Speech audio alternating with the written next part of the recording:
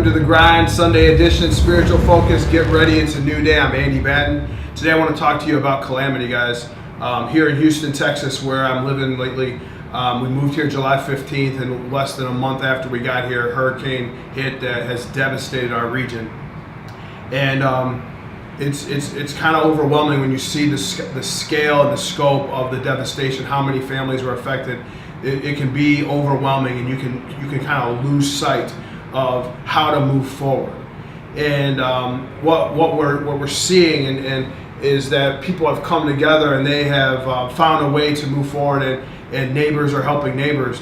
And there's an example in the Bible where something like this happened. There's this guy Nehemiah. He was the cupbearer for the king, and what that meant was that he would sip the wine that the king was gonna drink to make sure that it wasn't poison.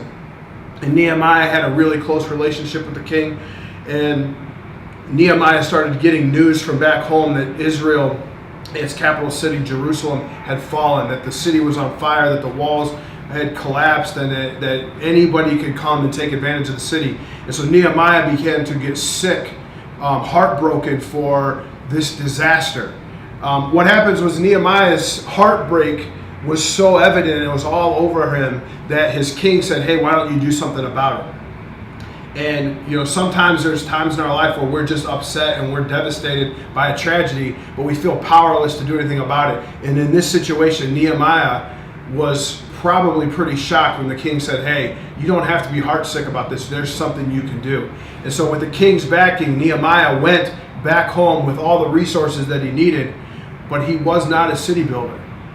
He wasn't an expert. He was a cupbearer, and he was going home to rebuild a city. And when he got there, he was surprised to find that many of the officials, the people whose job it was, their position it was to rebuild the city and to protect the city, were too overwhelmed to do anything about it, and so they gave up.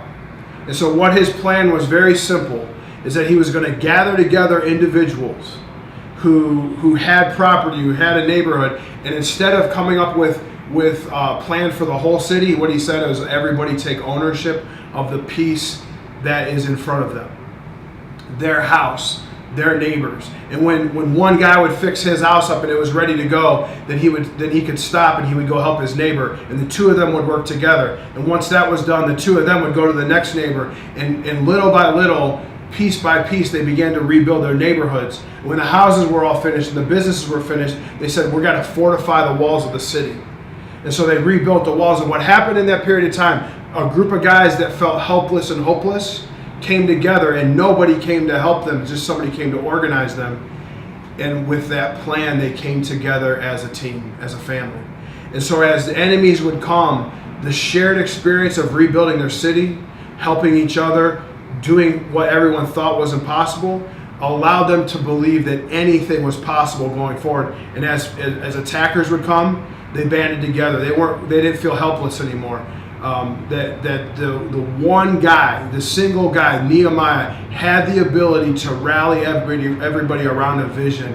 And what was his heartbreak turned into something that made everybody hopeful. And that shared belief that they could do it together meant that experience propelled them to anything else that would come. Sometimes, guys, there's an obstacle in our life that all we have to do is we have to attack it.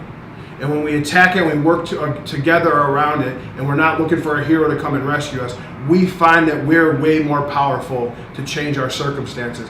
God gave Nehemiah a vision. He broke his heart first, then he gave him the resources to do something about it, and then he gave him a plan. They executed the plan, and the rest is history. So whatever you're going through in your life, guys, don't wait for a hero. Take it to God, seek him out, allow him to move in it, and you will be surprised at how he'll use little things to set up much bigger things later on. Subscribe today at SimonArias.net.